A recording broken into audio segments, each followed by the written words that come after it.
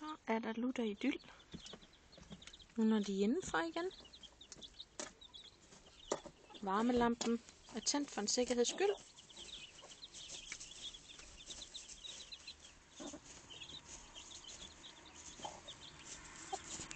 Spotter jeg en lille hanekylling.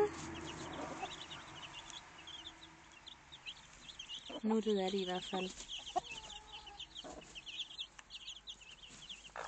Den ene mutti er begyndt at lægge sig til herinde. Duer ikke, når der er kommet frisk halm i. Men de andre skal jo også lægge æg i noget godt.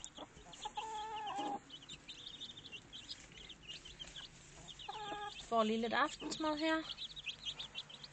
Mums. Og de små er altså allerede begyndt at spise korn. Det står der jo til alle de andre høns, så det spiser de også af. Og ja, det er der så ikke noget på ved. Men sådan det.